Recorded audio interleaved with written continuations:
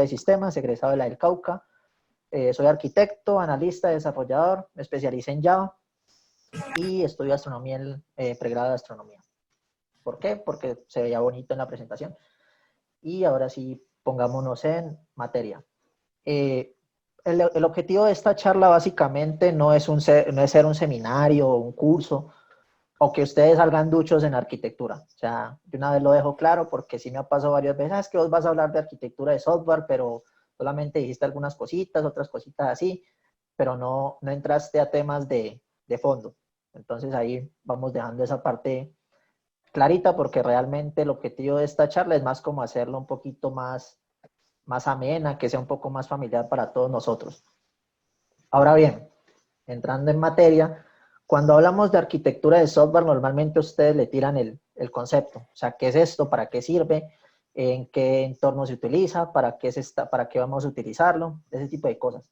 Yo quise más que todo empezar con el por qué y el para qué. O sea, ¿por qué necesitamos arquitecturas de software en los proyectos informáticos? Entonces a ustedes les pueden echar un carretazo grandísimo a nivel técnico en el que les van a decir, no, es que esto sirve para reducir costos, alcances, tiempos, pura carreta. Entonces, ¿yo qué les digo? ¿Por qué necesitamos arquitecturas de software? Porque la arquitectura de software, como la arquitectura de casitas, la que hacen en los planos, nos provee una visión general. O sea, lo que hace básicamente la arquitectura de software es ofrecernos una visión global de lo que es nuestro sistema. También nos permite, al hablarlo a nivel de componentes, porque eso es algo que voy a mencionar un poquito más adelante, nos permite controlar, y lo digo entre comillas porque es muy complicado, la complejidad en los sistemas software. O sea, los sistemas a ustedes se les van a crecer, los sistemas se van a complicar, se van a hacer inciertos, van a haber muchísimos factores, incluyendo a las personas, que es el que me parece el más complejo, que van a hacer que los proyectos se vuelvan más complicados, valga la redundancia. Y el objetivo más importante y seguramente el que más mencionan a la hora de arquitectura es cumplir atributos de calidad. Los atributos de calidad es un eufemismo, esos son requisitos no funcionales, básicamente. ¿Y para qué? ¿Para qué necesitamos arquitecturas de software? Necesitamos proyectos con estándares altos de calidad, o sea, necesitamos buenos proyectos. Necesitamos que los productos y los servicios que nosotros ofrecemos como ingenieros informáticos, de sistemas, de lo que sea, logren mayor eficacia, eficiencia, seguridad, mantenibilidad, interoperabilidad y todo lo que termine en habilidad. Y es solamente esta diapositiva, podría darme para 2 horas de charla, pero bueno. ¿Qué otras cosas se podrían hablar? El dónde, el cuándo, el por qué, quiénes lo iniciaron, por qué nació esta vaina, pero bueno, eso ya es una charla para otro momento. Ahora bien, ¿por qué necesitamos? No sé si soy solo yo, pero no estoy viendo la pantalla, las diapositivas. ¿Cómo así? Apenas me lo dicen ahorita. A ver. ¿Quién más está viendo? ¿Nadie está viendo? Porque aquí sí se me dice pueden usted. ver. Sí se dice Luisa. Porque aquí me dice usted está compartiendo la pantalla. Sí se ven, Carlos. Bueno, se creo ve que muy eres la bien. única. Creo que eres la única, Darly. Igual nos comparte las presentaciones, ¿verdad, Carlos? Sí, por supuesto, pero no, es que hablar solo con la pantalla negra, qué cosa tan fea. Listo, no. Vale, Pero sí gracias. me confirman. Ok, listo. Entonces, ¿en qué iba? ¿Por qué? Entonces ahí ya entran las frases de toda esta gente, de todos estos gurús. Por ejemplo, Brian Foote y compañía, ellos dicen, bueno, si un arquitecto... ¿Señora? Ok. Si a usted le dicen, por ejemplo, vea, es que esta arquitectura es muy cara, esto lleva mucho tiempo. Yo, bueno, intente sin una arquitectura a ver cómo le va. Básicamente es eso. Y esta frase largota de aquí solamente la coloqué para llenar espacio. Básicamente lo que dice es que necesitamos buenos sistemas. O sea, nosotros necesitamos sistemas que se entiendan, que se puedan desarrollar en un tiempo prudente, que se puedan desplegar. O sea, necesitamos buenos productos y reducir costos y tiempos. Eso es lo que necesitamos, sobre todo a nivel de desarrollo. Ahora, otro por qué. Nosotros necesitamos cumplir con muchos requisitos no funcionales, muchísimos. Ustedes entran a la Wikipedia o a alguna página de esta gente que sabe más que yo, o pueden entrar a algún seminario y les van a mostrar un listado como con 80 requisitos no funcionales. Entonces nosotros necesitamos sistemas que rindan, disponibles, que sean usables, que se puedan integrar, que operen con otros sistemas, que sean seguros, que sean escalables, concurrentes, etc, etc, etc, etc. O sea, yo aquí podría llenar esta diapositiva con 80 términos y la arquitectura lo que busca, porque obviamente es imposible, o sea, es muy complicado cumplirlos todos. Nos vamos a dar cuenta ahorita que los requisitos no funcionales tienen algo muy interesante y es que no se pueden cumplir algunos de manera mutua por características del software y de los proyectos que estamos desarrollando. ¿Y ahora para qué? O sea, ¿para qué necesitamos arquitecturas? Como ya lo mencioné ahorita, necesitamos cubrir esos atributos de calidad, esos requisitos no funcionales, que más que atributos de calidad me gusta llamarlos elementos de arquitectura. O sea, sabemos que son requisitos no funcionales, pero si los vamos a hablar en términos de arquitectura, pues pongámosle un nombrecito de arquitectura. Necesitamos mayor transparencia. Eso permite la arquitectura. Cuando nosotros tenemos una arquitectura con modelos, documentada, bien documentada, el bien en mayúscula para que lo tengan en cuenta, va a haber una mayor transparencia entre todas las personas y todos los roles involucrados. Entonces, y ese término transparencia es interesante porque es uno de los pilares de alguna metodología ágil por ahí que no voy a mencionar porque no es el alcance de esta charla. Necesitamos obtener visión general del sistema y particularizarla. O sea, estamos arriba de un edificio, estamos en un avión, estamos viendo todos los edificios y las casitas como hormiguitas. Entonces la arquitectura lo que nos permite es tener esa visión general, pero a su vez nos permite ahondar. O sea, nosotros podemos ir de lo más general o lo más particular, y eso lo vamos a ver un poquito más adelante. La arquitectura permite restringir las decisiones de diseño. O sea, nosotros estamos limitando las decisiones de diseño, pero para un bien. O sea, no lo hacemos porque sí. Dependiendo del sistema al que nos estemos enfrentando, nos vamos a dar cuenta que hay algunas decisiones de diseño que se deben tomar. Básicamente es eso. Y uno de los más interesantes y más importantes, a mi parecer, es reducir la deuda técnica. Obvio, o sea, si nosotros tenemos una buena arquitectura que está soportada en un buen equipo de desarrollo y en un proyecto que está adaptado de manera correcta a esa arquitectura, esa deuda va a ser baja. Y la deuda técnica, déjenme decirle que es una cosa jodida. O sea, cualquiera que se haya enfrentado a un proyecto de software y haya visto una plataforma sencillita como Sonar, se da cuenta que eso es a medida que eso empieza a crecer, nos pone a llorar sangre. Y bueno, etc, etc, etc. Ahora bien, arquitectura de software la traen de por allá de la arquitectura de casitas, ¿sí o no? Entonces hablemoslo en términos de arquitectura, a ver qué dicen ellos, qué es esta vaina.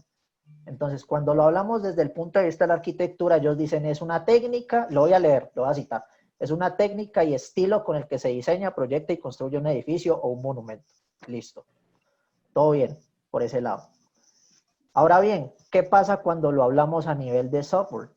A nivel de software, la arquitectura es un poquito diferente y en eso difiero bastante con la arquitectura per se, con el nombre, porque los monumentos, las casas, los edificios, una vez están construidos, no cambian. O sea, ellos se quedan tal cual o tienen remodelaciones, o usted coloca un segundo piso, o usted hace una ampliación, pero no es tan común.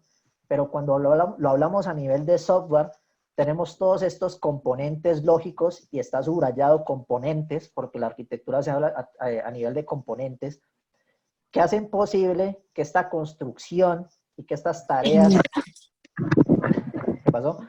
Y estas tareas ejercidas por la máquina sean posibles.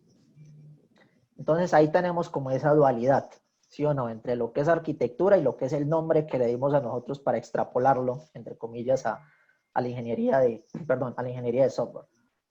Ahora bien, hablando en términos de software, en términos de sistemas, tenemos varias cositas interesantes por ver. Y es que la arquitectura se divide en varias capas. Nosotros tenemos la arquitectura del sistema. La arquitectura del sistema se refiere a todos estos componentes a nivel global, cómo se comunican con otros sistemas, cómo se hacen estos diseños para que se integren con otros sistemas y cómo evolucionan a través del tiempo. La arquitectura de software son estos elementos que nosotros conocemos, o sea, son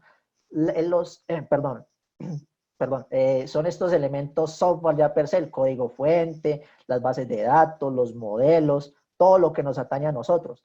Y de igual manera es cómo se comportan, se relacionan entre ellos y cómo están en armonía con el resto de componentes. Pero ¿cuál es la diferencia entre arquitectura del sistema y arquitectura de software? El nivel de abstracción, básicamente.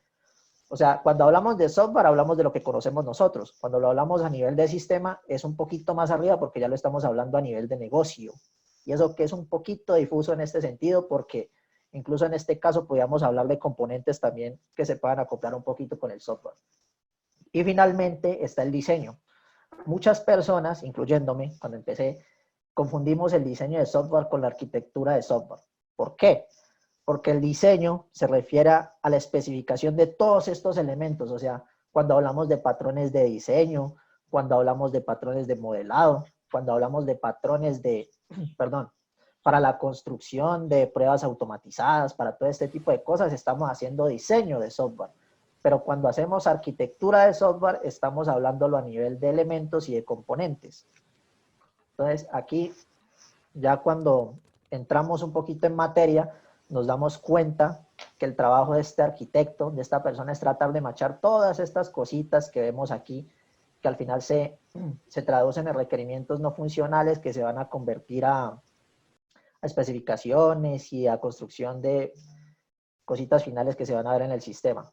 Ahora bien, la arquitectura, como todo en la vida, no es perfecto. O sea, usted puede tener un muy buen profesional en esto, puede tener un buen modelo, un buen proceso, pero nos damos cuenta que hay cositas que simplemente no son 100% compatibles. Entonces, un proyecto que usted al inicio ve como el santo grial de las transacciones bancarias o de la auditoría médica, probablemente se va a empezar a degradar con el tiempo, van a empezar a ver grieticas, van a ver cositas como que no cuadra por aquí o por allá, y justamente el trabajo del arquitecto es evitar que eso pase.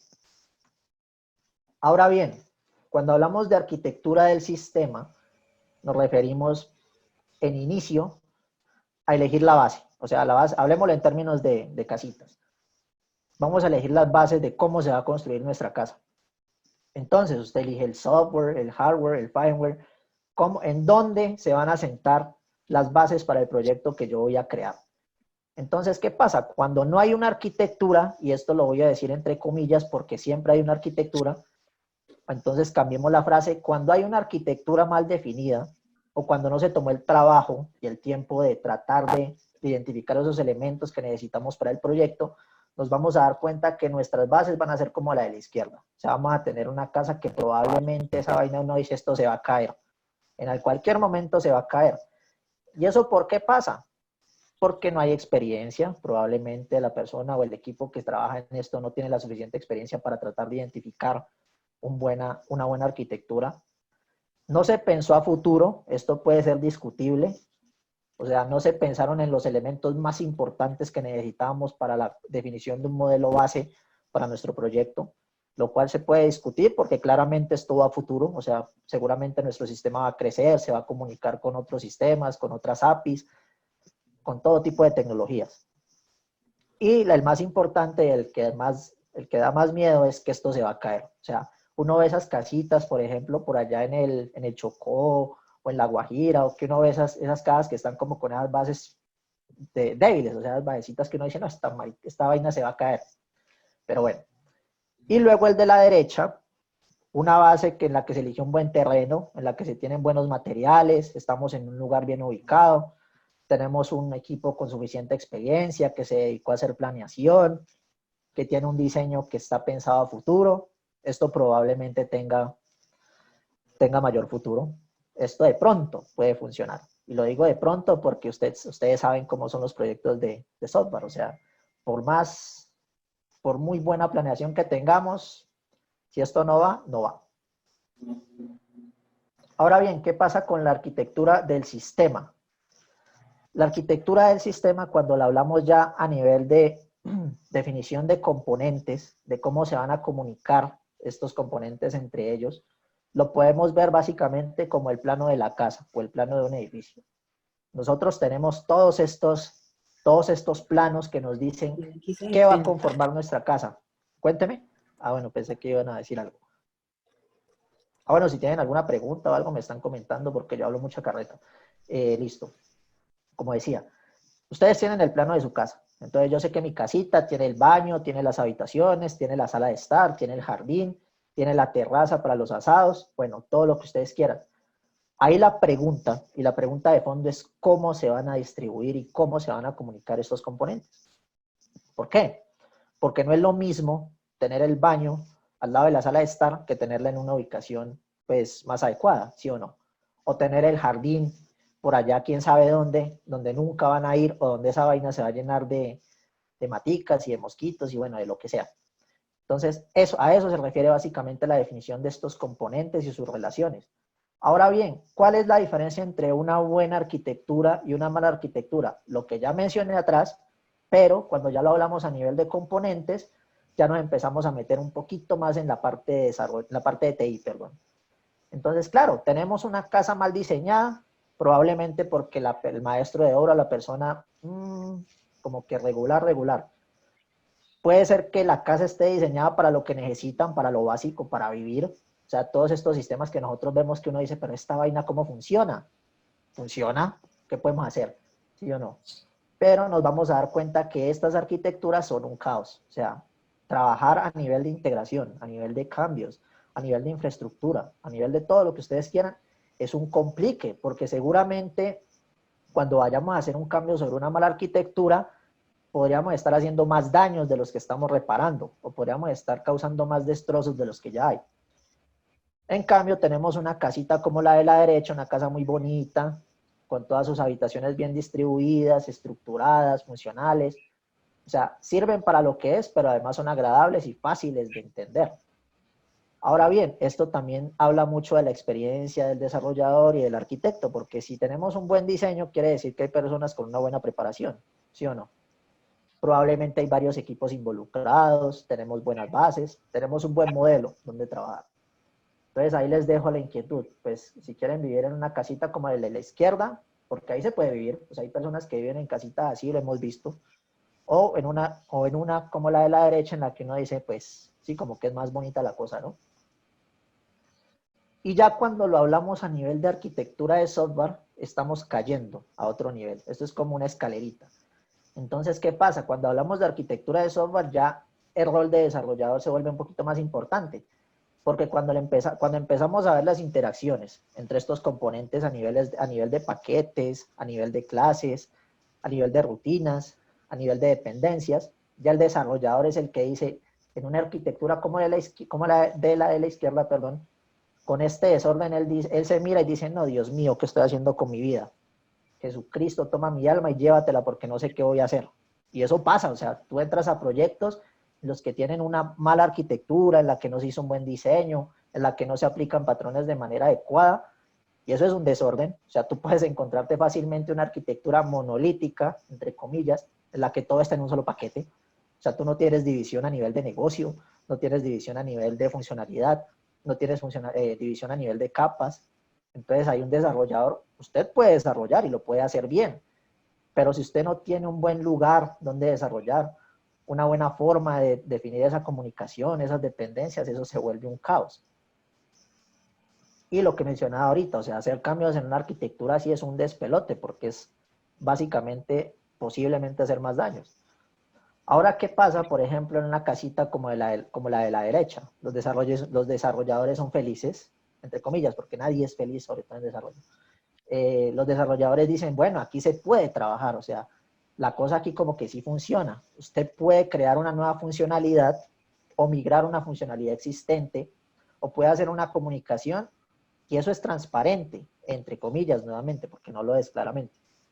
Pero entonces nos damos cuenta que cuando tenemos una casita con una buena distribución, donde no está todo regado en el suelo o en el techo, donde sea, es mucho más fácil trabajar porque los requerimientos se cumplen de una manera mucho más ordenada, los tiempos se reducen, tenemos un conjunto de ventajas a nivel de desarrollo. Básicamente porque todo está en su sitio y se comunica de manera correcta. Ahora bien, ahorita les hablaba de arquitectura y de diseño de software. Yo creo que esta grafiquita esa grafiquita que tomé de uno de los libros del Code Complete, lo expresa de una manera un poquito clara. Nosotros tenemos una visión general, o sea, tenemos la visión del sistema, la visión de componentes, esto es lo que ve el arquitecto, o sea, esta es la arquitectura general del sistema. Pero también tenemos otras arquitecturas, otros diseños que están adentro, que es el diseño de software. Aquí ya se ve algo más conocido para los desarrolladores, ¿sí o no? Tenemos paquetes que se comunican entre ellos, hay dependencias, y seguramente estos paquetes van a tener clases adentro o archivos de configuración adentro, o bueno, lo que quieran adentro a nivel de desarrollo, a nivel de código fuente. Entonces aquí tenemos el diseño de software, aquí es donde ya se empieza a hablar de patrones de diseño, de buenas prácticas de programación, de todo ese tipo de cositas que uno dice en ingeniería del software. Ay, ¿esto para qué me lo están enseñando? Pues es para esto. Y finalmente tenemos la implementación, que es ya donde entra el desarrollador de software finalmente, que es a tirar código, dicho de una manera escueta. Entonces, bien, cuando usted habla de arquitectura de software, habla de todas esas bobadas que acabé de mencionar atrás, la mayoría de ellas aburridas. Ahora bien, ¿qué hace el arquitecto? O sea, ya hablamos de arquitectura, pero ¿qué hace el arquitecto? Entonces, el arquitecto es el encargado de definir una buena arquitectura. Pues obvio, o sea, está en el nombre, ¿sí o no? Lo coloqué simplemente porque muchas veces la gente no pone atención a lo más obvio. Pero ¿qué más tiene que conocer un arquitecto de software? Saber de buenas prácticas, saber de tecnologías. Nosotros no podemos entrar a elegir una arquitectura o a modificar una arquitectura existente sin conocer sobre arquitecturas y sobre las tecnologías que soportan esas arquitecturas. Es ridículo. Pero también tenemos que conocer técnicas, patrones, antipatrones. Este es el que me parece más importante. Mucha gente me ha llegado con hojas de vida, o conozco mucha gente que me dice, no, es que yo soy experto en esto, he tenido tantos proyectos en los que nos ha ido a las mil maravillas. Yo, bueno, pero ¿dónde le embarró? Usted presenta un parcial, vuelvo a la época de universitario, a usted, normalmente lo que usted estudia del cuaderno y se aprende, todo bien, pero a usted lo que nunca se le va a olvidar en la vida es en lo que le embarró. Entonces, ese signo en el que le embarró, eso nunca se le va a olvidar en la vida, se lo puedo asegurar. Y esto es algo que mucha gente no tiene en cuenta. O sea, mucha gente conoce los patrones, cómo hacer las cositas, pero no conoce los antipatrones, dónde no hacerlo, cómo no hacerlo, por qué no se debe hacer. ¿Por qué la gente no lo aprende? No sé, debería ser incluso parte de los cursos que se imparten de arquitectura de software y de ingeniería de software. ¿Alguien dijo algo por ahí? Creo que no, ¿o sí? Ok. También deberíamos conocer estilos arquitectónicos, obvio, tenemos que conocer las arquitecturas que existen, cómo están definidas, cómo adaptarlas, si se acoplan a lo que nosotros pretendemos construir o modificar, todo ese tipo de cositas. Deberíamos también tener dominio de modelos, o sea, todas esas cosas que uno vio en la carrera y uno dice, no, esta vaina tan mamona, porque todas esas rayitas, esos cuadritos, qué asociación, qué agregación, qué composición, yo no entiendo absolutamente nada de eso, es lo que dice uno en la carrera, pero después te das cuenta de que es bastante importante, porque eso es lo que nos permite comunicarnos. O sea, tú le puedes entregar a alguien perdón, un requisito a alto nivel, pero ya cuando lo bajas a un diagrama de contexto, a un diagrama de despliegue, a un diagrama de interacción, a un diagrama de clases, creo que ahí es donde ya nos damos cuenta de cómo interactúa el sistema de una manera mucho más granular. Incluso yo estoy poco de acuerdo con esto que está pasando últimamente de eliminar los diseños UML. Creo que por ahí muchos precursores y muchas personas que se dedican al agilismo dicen que esto como que ya va para cosa pasada, pero bueno, no sé, ahí ya cada quien verá. El arquitecto también actúa como este puente entre la parte funcional, la parte de negocio y la parte de desarrollo. O sea, nosotros, como ya lo mencioné antes, tenemos esa visión global y vamos bajando. Entonces tenemos el negocio, del negocio caemos al funcional y del funcional definimos la implementación, que es finalmente lo que va a hacer el desarrollador. Este penúltimo me parece crítico, o sea, un arquitecto tuvo que ser desarrollador. Creo que la respuesta es obvia del por qué.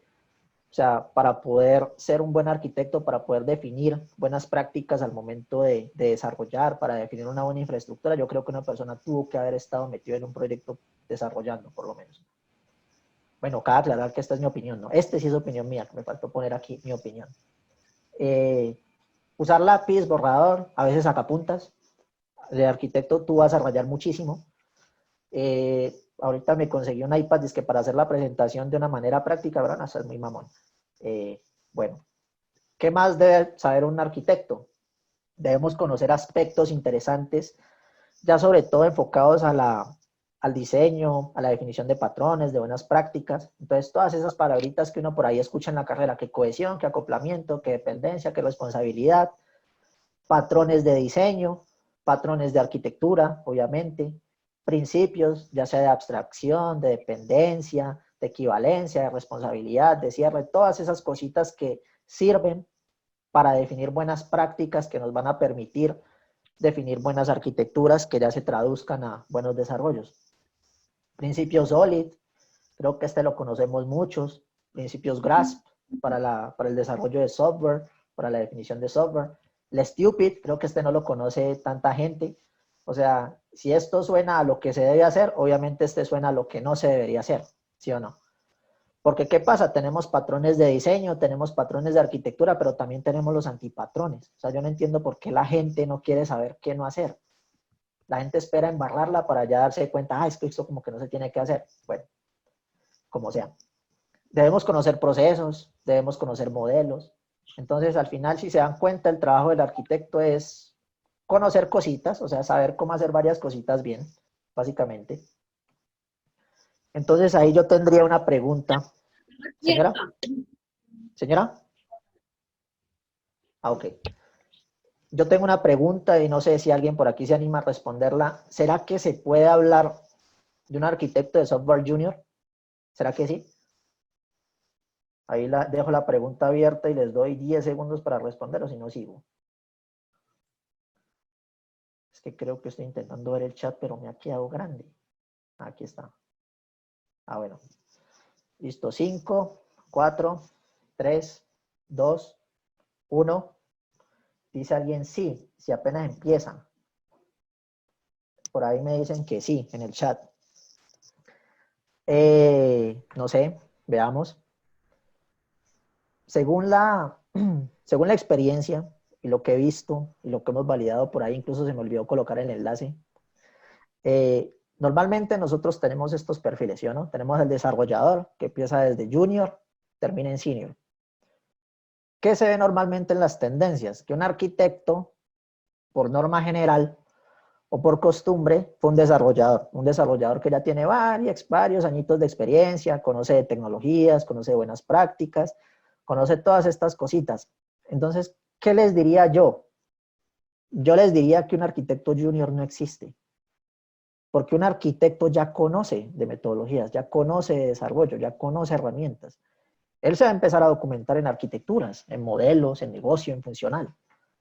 Pero que usted salga del pregrado de ingeniería de sistemas o de ingeniería informática y usted vaya a ingresar a un cargo de arquitecto, es muy berraco, o sea, es complicado, sinceramente. Entonces, yo pensaría que para ser arquitecto de software se debería tener como prerequisito, por lo menos, ser desarrollador. No senior, porque obviamente a mí las palabras senior, semi-senior, junior, eso me suena a nomenclatura. O sea, tú puedes tener desarrolladores muy buenos. Pero yo pensaría, y esto sí es mi opinión, que un arquitecto tuvo que ser desarrollador. Y ahí se quita el junior, o sea, porque tú ya tienes una persona con suficiente bagaje para ejercer ese cargo. Ahora bien, si lo está ejerciendo por su primer añito, sus primeros 6 meses, ahí ya entra la discusión, no sé, ahí ya se los dejo como inquietud. Pero el arquitecto sí puede avanzar, sí puede escalar. Él es un arquitecto raso y con el tiempo, con los proyectos, con las embarradas, con los éxitos, él se convierte en un arquitecto de soluciones. Tú puedes tener un arquitecto a la medida que sepa, más o menos, qué soluciones identificar para tu negocio, para tu solución. Y eso sí pasa, o sea, cuando tú tienes un arquitecto de soluciones se nota porque esa persona es muy tesa, o sea, tú te das cuenta que él habla de procesos, de componente, de integración, de negocio, él ya empieza a hablar de gobernabilidad, de un poco de vainas que son muy mamonas. En cambio, el arquitecto seguramente cuando tú le presentas un sistema diferente, él ya va a empezar, como que esta vaina no va por aquí. O no, un arquitecto se diferencia de un arquitecto de soluciones, por ejemplo, porque el arquitecto te va a decir, no, eso hagámoslo con microservicios, que es el que está de moda ahorita, ¿sí o no? O sea, todo lo que tú escuches por ahí, no, es que voy a desarrollar una aplicación de lo que sea, no, métale microservicios, eso sirve. ¿Por qué? No, es que eso está de moda. Yo, bueno, no sé. Para mí, que es un arquitecto, un desarrollador con esteroides, tienes una persona muy, muy capaz, una persona con bastante experiencia, una persona que ya se ha dedicado a esto, y él da el salto a la arquitectura. Ya empieza a documentarse en otras cositas, ya empieza a aprender de metodologías, de procesos, de interacción, de componentes, de todas esas cositas. Yo no confiaría en un arquitecto que no fue desarrollador, sinceramente. Porque un desarrollador ya le embarró, un desarrollador ya tuvo errores, ya tuvo fracasos, aunque no lo digan. Yo me he enfrentado a varios proyectos que yo digo, ay, Dios mío, ¿por qué hice esto? Y eso nunca lo van a decir en una hoja de vida. Pero bueno, whatever.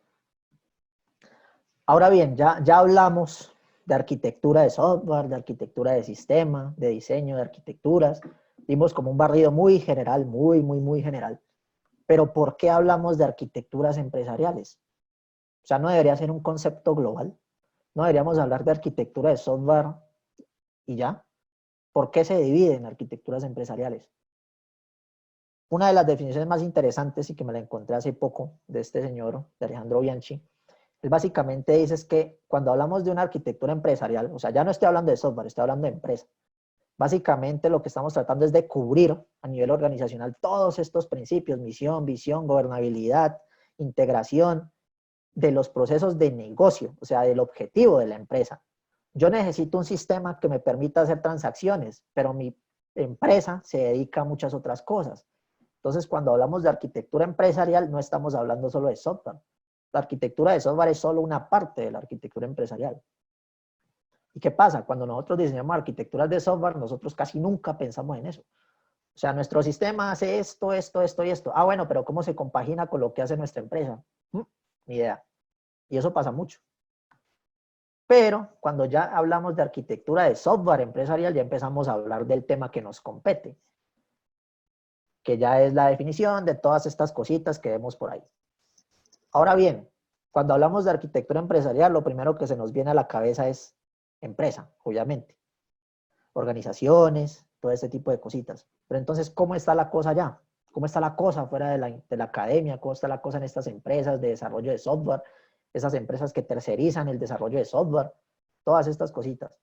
Entonces, para ver cómo está la cosa afuera, me encontré este grafiquito bastante interesante en el que nos muestra la evolución de las arquitecturas con el paso de los años. Nosotros en la universidad o en proyectos pequeños seguramente nos vamos a enfrentar a una arquitectura monolítica. Un monolito, una piedra ahí que está fija, que no va a cambiar, que eso ahí me toca cambiarla con cincel porque es un problema hacerle modificación a eso. Posteriormente, y ahí no lo coloqué con años porque se vuelve muy mamona la cosa, nos empezamos a enfrentar a los frameworks. Los frameworks son una bendición porque nos permiten facilitar muchísimo el trabajo. Entonces ya empezamos a tener aplicaciones que se comunican entre sí, que son un poquito más fáciles de mantener, que se pueden integrar con otros sistemas. Entonces, cuando nosotros tenemos un framework, ya tenemos todo este marco de trabajo que nos permite desarrollar aplicaciones que ya no son monolitos, ya no tenemos piedras que están ahí solitas. ¿Qué pasa cuando empieza a correr el tiempo? Ya estamos por aquí a finales de los 90, inicios del 2K. Nos empezamos a encontrar con los intermediarios. ¿Qué pasa? Las empresas necesitan comunicarse entre ellas. Pero, es que mira que mi sistema, mi software, funciona con Java. Pero no, es que marica, el mío funciona con C#. Que no, es que yo estoy trabajando con Python. No, yo tengo un sistema legado que esa vaina funciona con C. No, es que yo tengo un sistema transaccional bancario que esa vaina está hecha en COBOL. Entonces, ¿ahí qué pasa? ¿Cómo empezamos a comunicar todos estos sistemas de una manera transparente? Ahí es donde empiezan a aparecer los middlewares, que seguramente vienen de más atrás, pero por aquí es que ya empieza a tener un auge con toda esta nueva era tecnológica que estamos viviendo. Ahorita, eso no sé, no estoy completamente seguro, 5 o 10 años, empezamos a ver todo lo que es SOA, todos los servicios, no dije micro. Entonces aquí ya empezamos a tener interfaces que permiten comunicar que permiten comunicar las aplicaciones de una manera mucho más transparente. ¿Qué pasa con los intermediarios? Que también están un poquito amarrados a la tecnología. Pero cuando empezamos a hablar de SOA, empezamos a hablar de XML, empezamos a hablar de JSON, empezamos a hablar de TFRX, de todas estas tecnologías que nos permiten estandarizar la comunicación entre aplicaciones.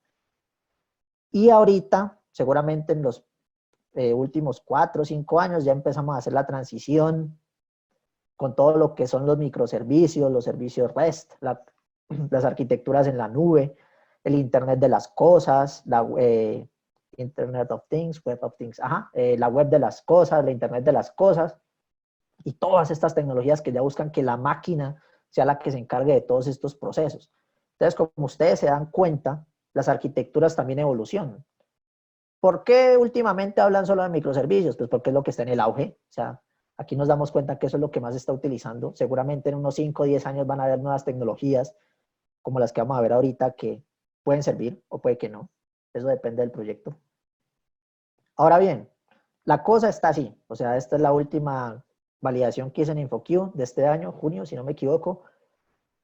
En este momento, lo que más está pegando son los microservicios.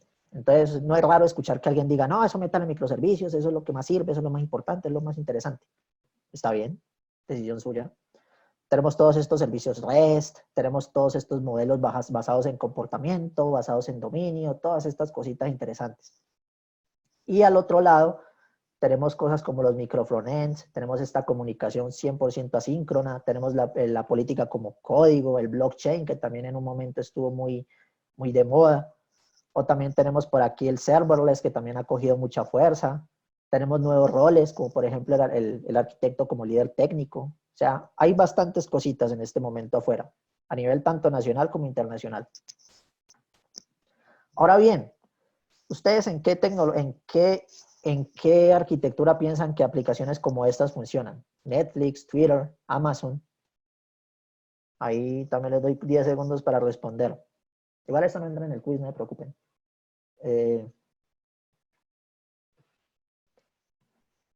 Netflix. ¿No? ¿Nadie?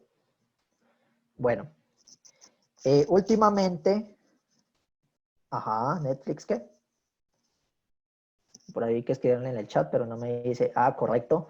Por ahí me dicen que Netflix está con una arquitectura de microservicios. Sí, y básicamente las otras dos también. O sea, si nos damos cuenta, ellos tuvieron ese salto y finalmente llegaron los microservicios, pero lo interesante del asunto no es la arquitectura per se, es esto. O sea, vean esta vaina. O sea, ustedes dicen, ¿esto cómo se puede gestionar? O sea, ¿cómo es la arquitectura interna de esta vaina? Es imposible. Pues no es imposible porque lo están haciendo, ¿sí o no?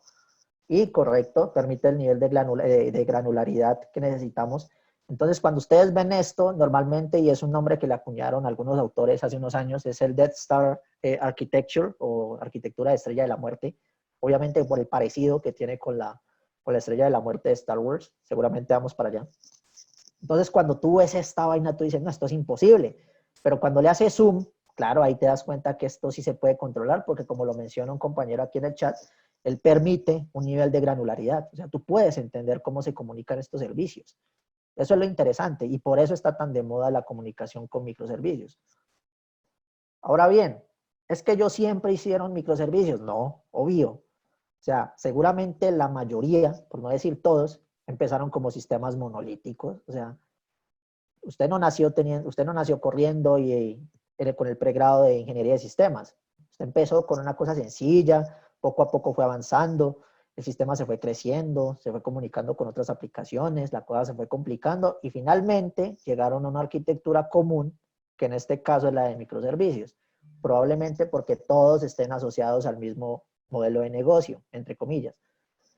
Ahora bien, si ustedes se dan cuenta, por aquí hay cosas en común. Algunos trabajan con Java, otros trabajan con Rails, otros trabajaron con Scala, pero al final todos llegaron a una arquitectura 100% distribuida a través de microservicios. Entonces, si nosotros hablamos de arquitectura, la siguiente pregunta sería, ¿cómo la definimos? O sea, ¿cómo definimos qué sabor, de qué arquitectura debemos elegir para que nuestro sistema cumpla con los objetivos de negocio de la empresa? Que eso es a lo que se resume la arquitectura empresarial. Arquitectura empresarial, no arquitectura de software. Entonces ahí es donde entra el papel del arquitecto de decir, vea, este sistema probablemente o seguramente se va a comportar mejor con alguna de estas arquitecturas. Entonces aquí ya entran todos estos sabores de arquitectura.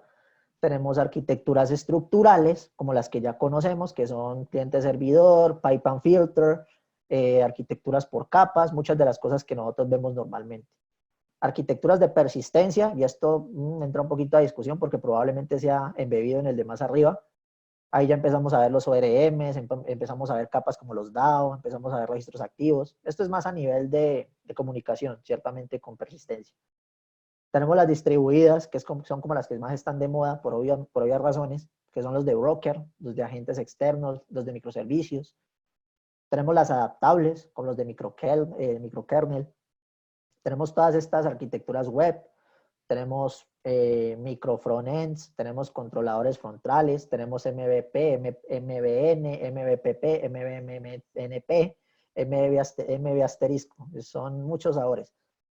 Y tenemos arquitecturas de interacción, tenemos arquitecturas móviles, tenemos arquitecturas en cloud, arquitecturas en la nube. O sea, usted en este momento, pleno 7 de septiembre del 2020, usted va a tener arquitecturas casi que para lo que sea. O sea, es muy complicado decir, no, es que mi aplicación no se comporta bien con ninguna arquitectura. Eso es puro cuento, eso es carreta. Eso es que la persona no sea correcto. La MVVM también entraría ahí. Esa es parte de todo lo que es la MV asterisco. Entonces ahí es donde, si alguien le dice, no, esto no se puede, la frase favorita del desarrollador, no, eso no se puede hacer o demora mucho. O sea, lo mismo pasa en arquitectura, no, eso no se puede construir, eso es muy complicado. Carreta, se puede hacer. Entonces ahí es donde uno dice, si hay tantas arquitecturas, si hay tantos sabores de dónde elegir, entonces ese es el santo grial, o sea, esa es la panacea, porque nosotros decimos, definamos una arquitectura, eso tiene que funcionar porque vamos a definir una arquitectura. No señor, no basta con elegir una arquitectura, ahí es donde el arquitecto tiene que meter la mano, porque ¿qué pasa? Por ejemplo, si yo tengo un arquitecto que me dice, no, es que mira que esta solución es una chimba, hicimos esto, eso es elegante, eso cumple con estándares, es seguro, es reusable, bueno, es interoperable, todo lo que termine en hable.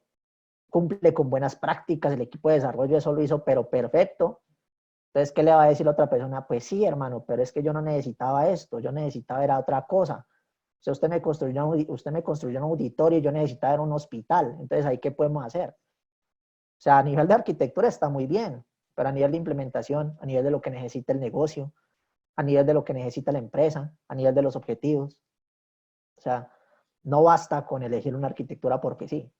Y eso lo hacen mucho, y lo hacen mucho con microservicios. O sea, a mí me han llegado clientes que me dicen, no, hermano, es que yo necesito un sistema que haga esto, esto y esto. Yo, bueno, me voy a sentar a revisarlo. No, es que me han dicho que eso funciona bien con microservicios. Yo, ¿pero por qué?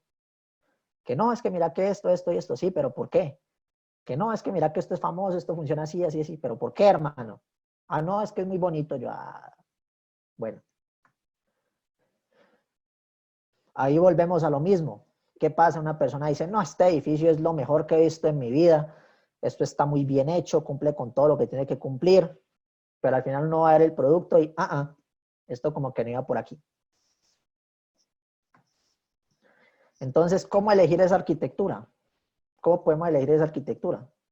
Tenemos indicios, o sea, tenemos los requisitos no funcionales, los RNF, tenemos los atributos de arquitectura, tenemos buenas prácticas, tenemos patrones de diseño, patrones de arquitectura, tenemos experiencia, tenemos información de proyectos pasados, seguramente sí hemos trabajado en otras cositas. Entonces, todo ese bagaje, toda esa información, todas esas cosas que nos comentan, que nos han pasado, esos errores, y es que me gusta enfatizar en eso porque mucha gente no se toma la molestia de darle importancia a los errores. Todo eso nos sirve.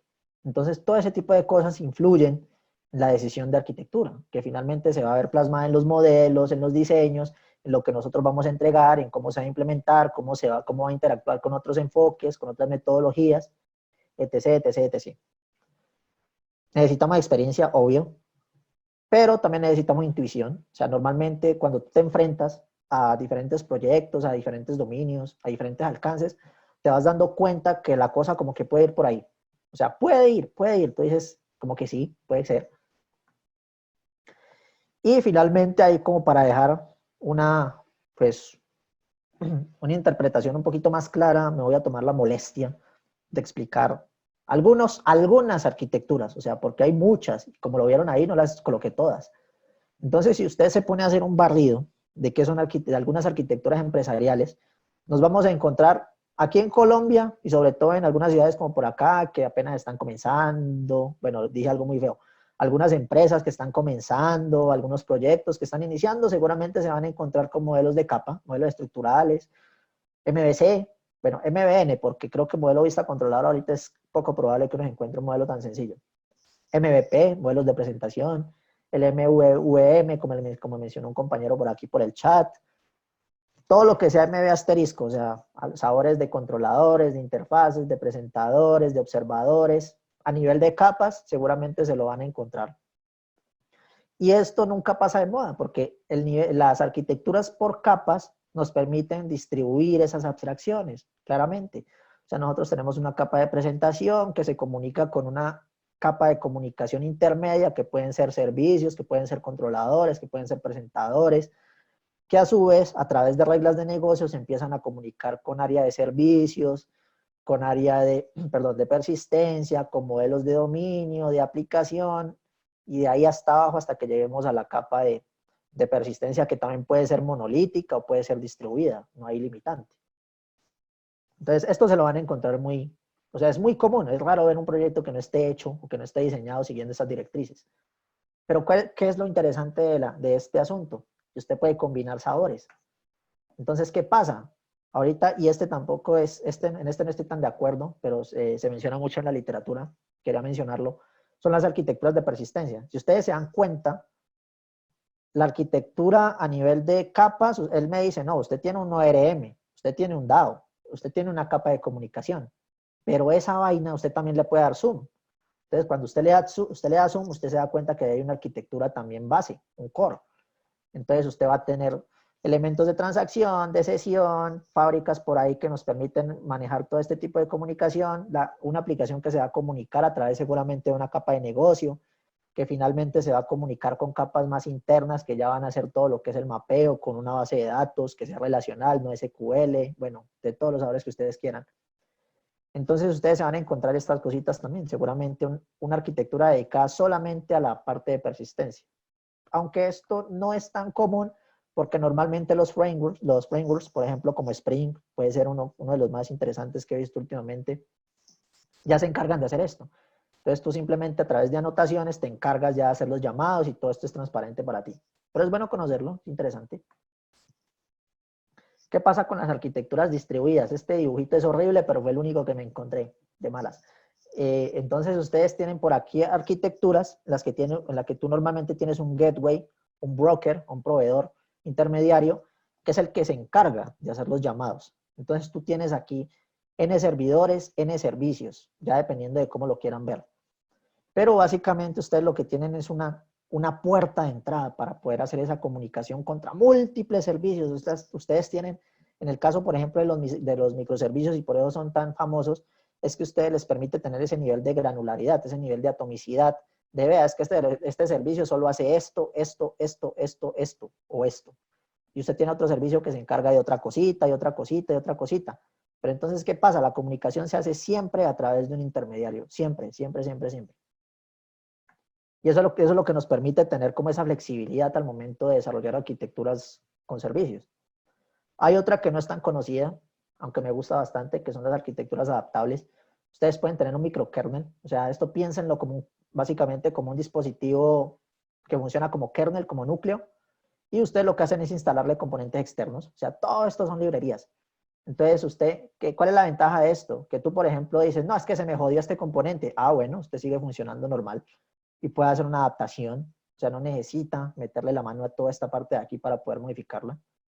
Esto normalmente se da mucho en las aplicaciones basadas en productos, o sea, no es tan común, o sea, no lo he visto, no, seguramente es un sesgo de mi parte, pero es bastante interesante porque permite ese nivel de interdependencia entre los componentes con respecto al núcleo común. Las arquitecturas web, esas son muy conocidas, tenemos todos estos elementos conocidos, probablemente a nivel de controladores, front controller, micro frontends, todo ese tipo de cosas. También tenemos un sistema basado en interceptores, observadores, como en el caso de Spring. Esto es lo que hace Spring básicamente por debajo. Ellos lo que hacen es a través de despachadores e interceptores hacer toda la comunicación. También tienes esta de aquí, este es el Design Front Controller. Él básicamente lo que hace es pasar todas las peticiones por un intermediario principal. ¿Cuál es la diferencia con una arquitectura distribuida? Que en este caso es uno solo. ¿Hola? ¿Van a decir algo? No. Ah, bueno. Que en este caso es una sola. En las arquitecturas distribuidas seguramente tienes muchos nodos. Y etc, etc, etc. O sea, tú puedes hablar de arquitecturas cloud, de arquitecturas simplemente para móviles, de arquitecturas para videojuegos. Y todo eso es una, o sea, es una selva por explorar. Me llevaría aquí fácilmente un curso entero poder hacer eso. Ahora bien, ¿qué he visto yo? O sea, yo, Carlos Orozco, ingeniero de la Universidad del Cauca, ¿qué he visto yo aquí? Que normalmente todavía tenemos muchos sistemas transaccionales. O sea, a pesar que hay un auge, a pesar de que tenemos muchos sistemas ya basados en eventos, basados en comunicación asíncrona, tenemos todo ese tipo de cositas tan interesantes, muchos de los sistemas que se desarrollan o muchos de los proyectos que se proponen siguen siendo transaccionales.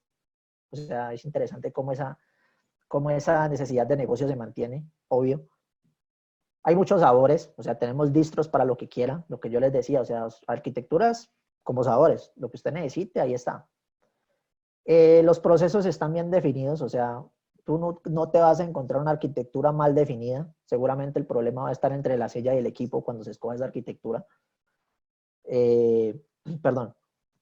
Otra cosa interesante es que normalmente usted nunca se va a encontrar una arquitectura por construir, o sea, a menos que hagas consultoría o te encuentres a un proyecto nuevo o que entres a algo que es una iniciativa, algo que apenas va a comenzar, probablemente va a tocar hacer la definición de una arquitectura, pero por ejemplo muchos de los que salimos por primera vez a desarrollar o a hacer pruebas o a hacer análisis funcional, nos damos cuenta que ya todo está, o sea, puede estar muy bien, así como puede estar hecho de una manera que uno dice, Dios mío, ¿qué es esto? Pero ya está. O sea, la arquitectura ya está y toca trabajar con eso. Ya que se pueda mejorar, que pueda escalar, que se pueda adaptar, ya es otro cuento.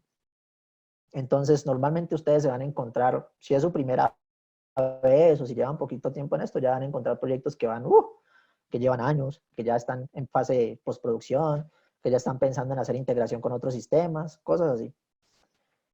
La arquitectura va ligada al desarrollo, obvio. O sea, si nosotros definimos una buena arquitectura, eso se va a traducir en un buen desarrollo, aunque eso también tiene sus matices, porque obviamente usted puede definir una buena arquitectura. Usted puede ser un excelente maestro de obra. Tiene el planito muy bonito, hizo los matachos tal como debe ser, pero ¿qué pasa si los albañiles como que, bueno, eso se traduce en degradación? La arquitectura finalmente se empieza a degradar. Y finalmente el arquitecto, como los pulpos, tienen ventosas.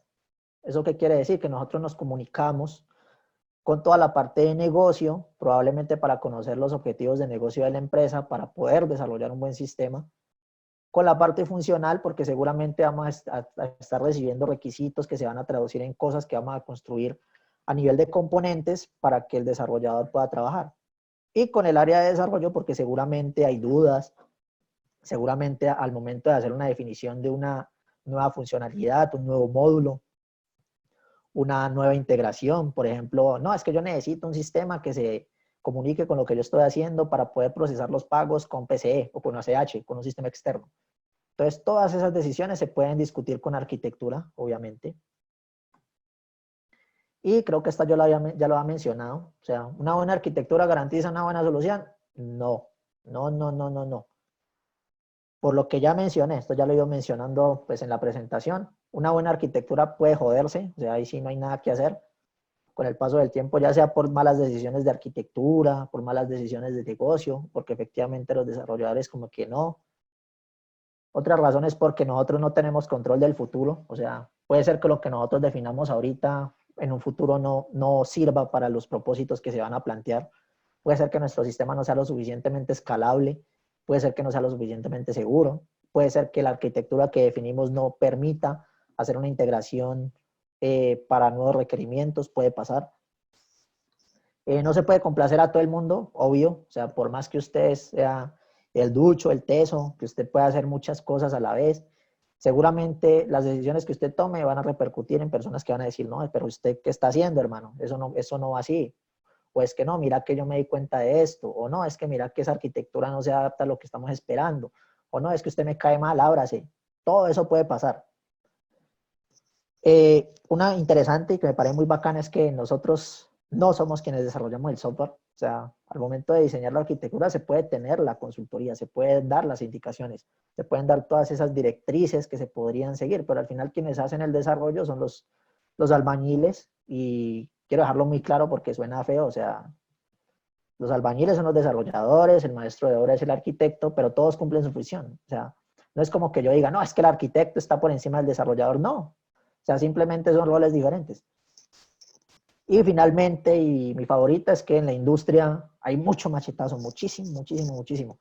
Ustedes se van a encontrar, si es que ya no lo hicieron, seguramente ya lo hicieron, se van a encontrar con proyectos que están muy mal desarrollados, pero muy, muy, muy mal. O sea, se van a encontrar con cosas, bueno, cosas horribles, que hay muchas dependencias, hay clases que esa vaina, eso para qué sirve, uno no está comunicando con nada, no hay acoplamiento, no hay cohesión, no se siguieron buenas prácticas de desarrollo, tenemos una deuda técnica gigante, hay código que no se puede entender, código lava, código espagueti, código muerto. ¿Y por qué esas cosas no se tienen en cuenta? Porque el desarrollador normalmente en su día a día, o sea, se olvida de esas cositas. Y por lo mismo, nosotros sabemos qué hacer, pero muchas veces no nos tomamos la tarea de saber qué no hacer.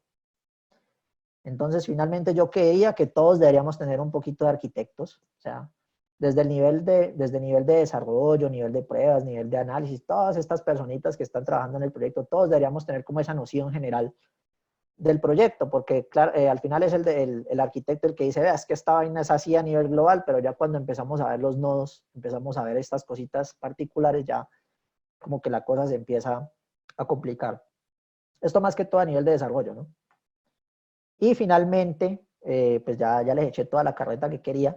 Simplemente les quería mostrar este modelito. Ustedes normalmente conocen un modelo 4+1 o un TOGAF para arquitecturas empresariales, pero este por lo menos me ha parecido bastante interesante. El modelo C4 es un modelo 4+1, pero con esteroides normalmente. ¿Qué pasa? Aquí todo lo que ustedes ven en el modelo 4+1, que son los diagramas de despliegue, de interacción, de clases, de paquetes, todo eso está aquí metido, o sea, pero a un nivel de abstracción mucho más alto. Entonces, ¿qué haces aquí? Tú lo que haces es dividir la definición de una arquitectura de un sistema en 4 componentes principales. Tú tienes la visión de contexto, la visión que le vas a mostrar al negocio, cómo su aplicación se va a conectar con otros sistemas. La visión de contenedores, que es básicamente la arquitectura general del sistema. O sea, ahí ya vas a empezar a hablar de capas, ya vas a empezar a hablar de comunicación entre capas intermediarias, entre APIs, entre todo este tipo de cositas. Después entras al diagrama de componentes, que es el que ya todos conocemos, diagramas de paquetes básicamente, en el que tú ya empiezas a ver, es que esto es una capa de controladores que se va a comunicar con un área de negocio, que va a empezar a comunicarse así, así, así, así. Y finalmente tienes el nivel de código, que código suena horrible, pero así lo definen los autores, que es básicamente los diagramas de clases, o sea, los diagramas de cómo la funcionalidad va a interactuar ya a nivel de desarrollo. Entonces tú te vas a encontrar cosas como esta, por ejemplo, un contexto en el que un sistema se va a comunicar con otros sistemas de manera asíncrona o síncrona a través de algún conjunto de acciones. O sea, si ustedes se dan cuenta, esto es muy, muy, muy, muy alto nivel. Después vas empezando a caer, entonces, es que mira que nuestro sistema, este actor, va a interactuar con esta aplicación, pero esta aplicación por debajo va a empezar a consumir o interactuar, a comunicarse con otras capas a nivel de contenedores, o sea, a nivel de cajas de componentes, y esto nos permite obtener un nivel de abstracción un poquito más detallado. Y ahí puedes caer mucho más, tú puedes abrir esas cajitas y ya nos damos cuenta que estas aplicaciones ya empiezan a hablar de capas. O sea, aquí es donde ya empezamos a hablar de controladores, de clases abstractas, de interfaces de comunicación, empezamos a hablar de capa de negocio, de capa de persistencia, de todo lo que es front-end, comunicación con back-end, comunicación síncrona, comunicación asíncrona. Y todo esto que yo estoy mencionando se puede soportar a través de diagramas. O sea, no es como que usted hizo esto y chao, apague y vámonos. No, o sea, usted puede tener un controlador y aquí usted ya empieza a ver, es que esto se comporta así, hacer un diagramita de interacción para ver cómo empiezan a funcionar todas las cositas ya a un nivel mucho más detallado. Y finalmente el más conocido, el más aburridor de todos para la mayoría, aquí ya empezamos a hablar de agregación, de composición, de asociación, de herencia, de todo este tipo de cosas que uno ve por allá en en un cursito de UML y dicen, no, esto no me va a gustar, es para nada. Pero es bacano, es interesante. Y aquí es donde ya empieza a verse el comportamiento a nivel de clases, o sea, aquí ya es donde empezamos a ver cómo se comunica una funcionalidad con otra, por ejemplo. Y esto se puede hacer a nivel de paquetes, o sea, tú puedes extender, esto puede pertenecer solo a una funcionalidad que se va a comunicar con otra, que a su vez va a comunicarse con otra, y así, y así, y así, y así, y así. Finalmente, y antes de esto, yo lo que quería hacer, pero no sé si la voy a embarrar, necesito ayuda. Les quería mostrar un ejemplo práctico, un ejemplo sencillito, pero para eso necesito cambiarme a la tablet. Entonces no sé si cuando haga esto vaya a dejar de grabar. Creo que sí. A ver. ¿Dónde está? Ah, bueno, pues yo pongo a grabar desde la otra, ¿o no? Necesito ayuda. Aquí está, nueva función. Hospedador, ¿cómo cambio el hospedador aquí? Por Dios. Charlie, ¿estás por ahí? Muy ingeniero de sistemas, muy lo que quiera, pero no, póngalo a hacer un cambio de pantalla. A ver, es que necesito encontrar mi usuario, iPad. Desde la opción más. Es que necesito cambiar este a ser hospedador. Sí. Ah, pero no dejo de grabar, qué bacano, listo. Y ahora sí lo que quiero hacer es compartir la pantalla. Sí. ¿Me dicen si están viendo la pizarra? Sí, creo que sí. Sí. Listo. Entonces, esto es muy sencillo. O sea, cuando ustedes hablan de arquitectura o cuando les hablan de arquitectura, a ustedes básicamente lo que les van a hablar es de cajitas. O sea, nada más. O sea, estos son cajas. Entonces, cuando nosotros hablamos, por ejemplo, de un 4+1 o de un C4, lo que necesitamos empezar a hacer es traducir todos esos RNF, esos requisitos no funcionales, traducirlos a cosas que se puedan modelar a través de diagramas. Entonces, por ejemplo, voy a hablar de una aplicación en la que estoy trabajando ahorita. Nosotros tenemos un sistema bancario. Entonces, nosotros tenemos un sistema con el cual el usuario va a interactuar, que es nuestro sistema bancario, sí o no, le voy a colocar SB, pero si lo hablamos a nivel de contexto, perdónenme si mi letra es horrible, si lo hablamos a nivel de contexto nos vamos a dar cuenta que este sistema seguramente se va a comunicar con un sistema de facturación, que puede ser ACH, que puede ser PCE, no sé, estoy hablando OAS. Y aquí lo estamos hablando de sistema, o sea, simplemente se comunica. Nada más. Pero ¿qué pasa? Puede ser que esto se esté comunicando con un sistema de reportes externo, ¿sí o no? Esto puede ser un sistema gestor de reportes. O puede ser que este sistema también se esté comunicando con otro banco a través de un intermediario, que probablemente sea ACH, fue una bobada lo que acabé de hacer, pero bueno. Entonces puede ser que nos estemos comunicando con un sistema bancario 2, ¿sí o no? Entonces, si ustedes se dan cuenta, esto es, coloquémoslo aquí, se comunica, valida. Y aquí le colocamos genera. Y aquí el que interactúa con esto es el usuario.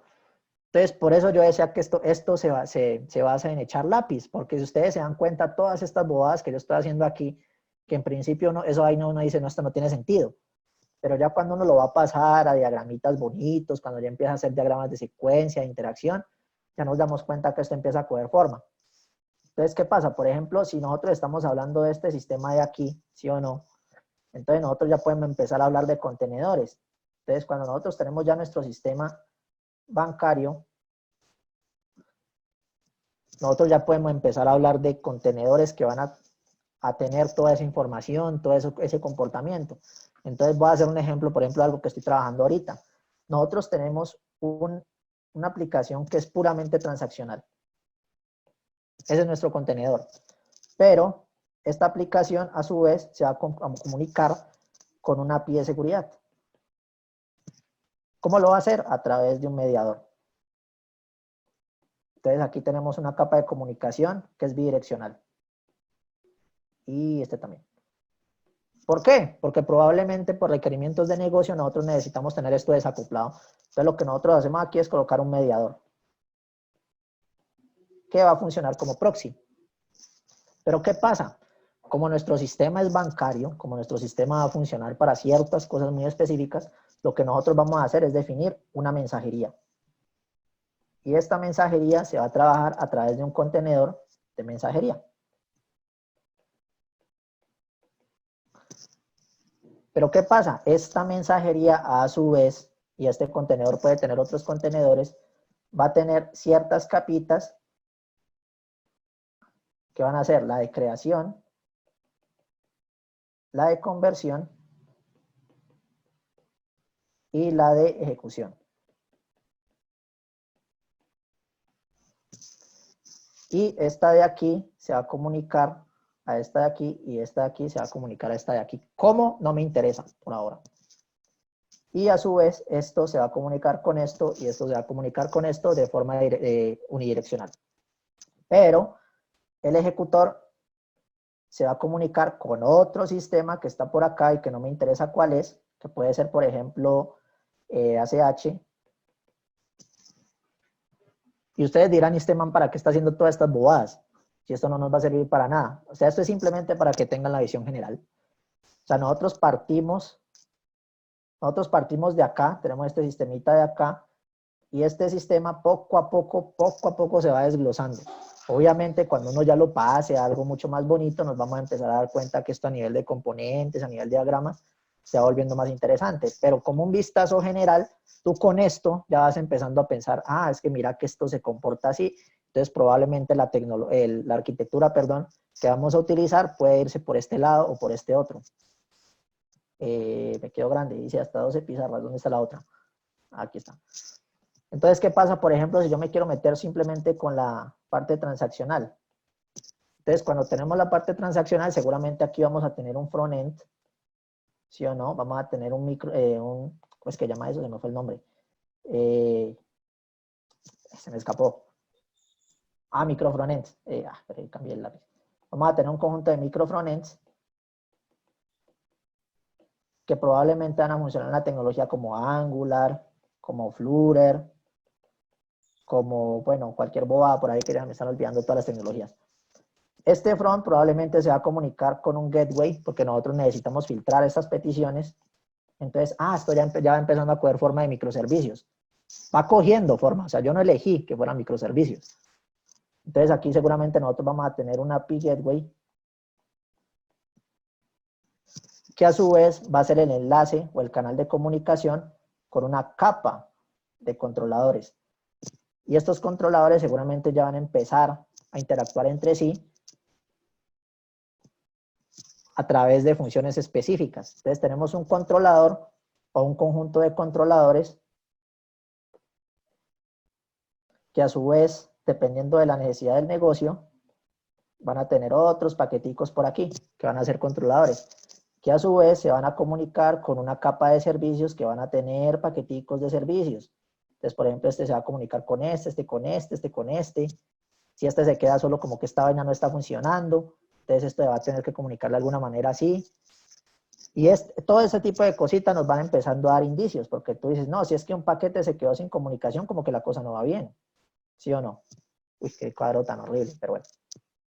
Y finalmente esta capa probablemente se vaya a comunicar con una capa de persistencia que puede o no estar embebida, porque probablemente yo lo que haga sea invocar un sistema gestor externo, o puede ser que yo tenga sistemas internos. Todo eso va a depender de los requisitos no funcionales y lo que necesita nuestro negocio. Entonces, SGDB, creo que sí lo escribí bien. Bueno. Y, o sea, ustedes dicen esto, ¿para qué sirve? No, es que esto empieza a dar una visión general. O sea, tú aquí, por ejemplo, puedes tener un paquete de pagos, tú aquí puedes tener un paquete de, ¿cómo es que llamaba eso? Generación de QR, todo ese tipo de cositas. Y todas estas cositas se van a empezar a dividir acá. Entonces vamos a empezar a tener funcionalidades específicas. Y finalmente, según el modelo C4, tú ya caes al código. Tú por aquí ya puedes tener una clase, ¿sí o no? Una clase usuario, U0. Dios mío. Tú puedes tener, por ejemplo, un usuario que se comunique a su vez, no sé, voy a empezar a dibujar bobadas porque no voy a hacer un modelo exacto. Va a ser, esto va a ser como con una clase de ventas, que a su vez va a tener una, no sé, una herencia, con una clase que sea, pongámosle, usuario normal o normal user. Por acá tenemos un usuario con más privilegios. Ahí empiezo a hacer bobadas. ¿Qué pasa, por ejemplo, si nosotros acá tenemos un cruce, sí o no? ¿Cómo se van a comunicar estas clases entre sí? Y así uno puede echar toda la carreta que quiera hasta que finalmente llegue a un modelo. Puede ser, por ejemplo, que yo diga, no, mira que para esta funcionalidad que yo tengo aquí, se adapta mejor el patrón, se adapta un singleton. Bueno, acaba de decir un patrón horrible. O podemos tener un factory. O podemos tener, por ejemplo, un proxy. O podemos tener un adaptador. O podemos tener X, Y, Z, W, patrones de diseño de software. Entonces, si se dan cuenta, cuando ya empezamos a hablar de patrones de diseño, de patrón de comunicación entre clases, de todo este tipo de cosas que ya son a nivel de desarrollo, ya hemos bajado al nivel 1, 2, 3, 4. Y todos estos garabatos sirven, o sea, al final tú lo que vas a hacer es coger todas estas bobadas de aquí y ya empezarla a traducir en diagramas, en modelos, en buenas prácticas, en interfaces de comunicación, en documentación que ya sea mucho más clara, pero básicamente eso es lo que uno hace. O sea, a mí cuando me dicen diseño una arquitectura o mira es que necesitamos extender esta funcionalidad de aquí, uno lo que empieza a hacer es rayar, o sea, nada más. Y ya cuando nos empezamos a dar cuenta más o menos de por dónde va la cosa, ya empezamos a pensar en herramientas, un Azure, un Architect, uy, mi letra es horrible, y cosas así. Entonces, señor. Bueno. Y no, ya, era esa bobadita que les quería mostrar. Es más, quería estrenar esta vaina porque no la había utilizado. Entonces, como conclusión o como enseñanza, ¿qué les podría dejar? Ser arquitecto es aburrido, pero es bacano. O sea, si les gusta rayar, si les gusta hacer cuadritos, si les gusta hacer estas bobaditas, por ahí va bien. Probablemente cuando, o sea, si ustedes están desarrollando, seguramente en algún momento van a pensar en la arquitectura. Es normal que uno diga, no, es que mira que las cosas se están haciendo así, así, así o así. Y la más importante, creo que, bueno, a mi parecer en este momento es que si tenemos un déficit de no sé cuántos miles de programadores en Colombia, incluso creo que ahorita hay una convocatoria de Mintic, si no me equivoco. Entonces, si tenemos un déficit de programadores, imagínense un déficit de arquitectos. Si no tenemos personas que programen, tampoco tenemos personas que diseñen, personas que definan este conjunto de cositas que necesitamos para desarrollar nuestros sistemas. Para los que les guste la plata pagan bien, a mí no, desgraciadamente, pero a mucha gente le pagan bien. ¿Qué más les puedo comentar? ¿No? La arquitectura es muy bonita, se documenta muchísimo, hay mucha bibliografía, o sea, tenemos a personas muy buenas en esto, tanto a nivel de la universidad como a nivel local e internacional. Tenemos a todos estos expertos, a Martin Fowler, al tío Bob, a toda esta gente que ya en estas cositas. Y hay mucho por hacer, o sea, seguramente de aquí a 2, 3 años algunas de las arquitecturas que estamos viendo aquí van a quedar obsoletas, entre comillas, o se van a requerir nuevos modelos. Entonces hay bastantes cositas por hacer. Y vamos a ver si puedo compartir otra. Pero me toca cambiarme otra vez ¿a qué? A host. Pero yo veo si aprendí ya a hacerlo. Cambiar, hacer anfitrión. Vamos a ver si aprendí a hacerlo. Y compartir. Ajá, aquí está. Entonces sí, creo que como moraleja o como anécdota, como les comenté al inicio, o sea, la intención de esta charla no era ser técnica, era simplemente como dar un vistazo muy general, muy grosso modo de lo que yo estoy haciendo, de las cositas por ahí que se pueden hacer en este campo. Por ahí me escriben se pone, ¿qué empresa recomiendas para tener experiencia en programa? Bueno, ¿a qué? ¿A nivel de aquí de la ciudad o en general? No, o sea, pues a nivel de desarrollo, lo interesante es que tú puedes entrar o a una empresa que lo está haciendo muy bien o a una empresa que definitivamente le está embarrando. Entonces, yo creo que por cualquiera de las dos partes vas a aprender. En general, aquí en Popayán, por lo menos, o no sé si estarás fuera de la ciudad, aquí hay varias empresitas que se dedican normalmente a eso, cazan talento. Entonces, tú tienes proyectos que ya llevan mucho tiempo y que tienen muchos desarrolladores junior. Ahora bien, en cuanto a aprender a desarrollar, no sé por qué, o sea, ahí hay una dicotomía, ¿no? Porque seguramente te vas a encontrar con gente que dice, no, es que yo hago cursos en Udemy o yo hago cursos en YouTube, o yo me volví teso haciendo esto. Puede que sí, o sea, puede que tú encuentres cursos muy, muy buenos, que tú encuentres gente que sea experta en enseñar estas cosas, pero siempre hace falta la academia, o sea, ahí sí no hay nada que hacer. Y en cuanto a empresas, yo pensaría que cualquier empresa aquí en Popayán es buena. O sea, he visto que aquí salen muy buenos desarrolladores para exportar fuera de la ciudad. ¿Y cuál era la otra pregunta que vi por ahí? Dice, ¿qué herramientas utilizan para el despliegue de microservicios? Bueno, yo no estoy tan metido en esa parte porque ahorita donde estoy trabajando, a lo que le estoy trabajando, ellos están utilizando mucho DevOps. Entonces ellos ya tienen un conjunto de containers, ellos ya dockerizaron todo, lo dockerizaron, se me fue el nombre de esta otra tecnología, hermano. Se me escapó ahorita, te la comparto. Ellos dockerizaron todo y lo que tienen es simplemente un sistema de despliegue continuo distribuido que se encarga de desplegar todas las instancias que necesitas. Ah, tengo el servicio tal, el servicio X, servicio Y, servicio Z, Kubernetes, ese era. Ajá, correcto. Sí, entonces tú tienes ya todos estos contenedores que se encargan de hacer esa integración, ese despliegue continuo. Eso es muy bacano porque tú a nivel de arquitectura, por ejemplo, tú puedes enfocarlo ya a DevOps, por ejemplo. Entonces tú tienes arquitecturas y no solamente tienes que pensar en cómo se va a diseñar esa arquitectura, sino cómo se va a desplegar, cómo se va a hacer esa integración continua, cómo se va a hacer lo que acabaste de mencionar. ¿Qué pasa si mi arquitectura está basada en microservicios y yo lo que quiero es que ese proceso de integración, de despliegue, de pruebas, se haga todo de manera automatizada? Entonces ahí ya eso se empieza a salir de la arquitectura per se como definición. Y ya tenemos que empezar a adoptar nuevas metodologías, adoptar nuevos enfoques, empezar a pensar en cosas como DevOps, en enfoques ágiles, cositas así. Jenkins, sí, Jenkins se utiliza muchísimo. Es más, creo que es el más popular, ¿no? O sea, una empresa que no utilice Jenkins es raro. No he conocido muchas que no lo hagan. AWS está cogiendo mucha fuerza, es verdad.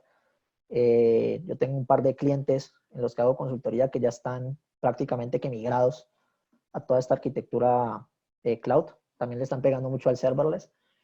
Y son retos, o sea, son muchos retos porque tú ya puedes dejar de pensar en arquitecturas monolíticas, en arquitecturas que van a funcionar en un sistema local, en un sistema de servidores que probablemente estén agrupados.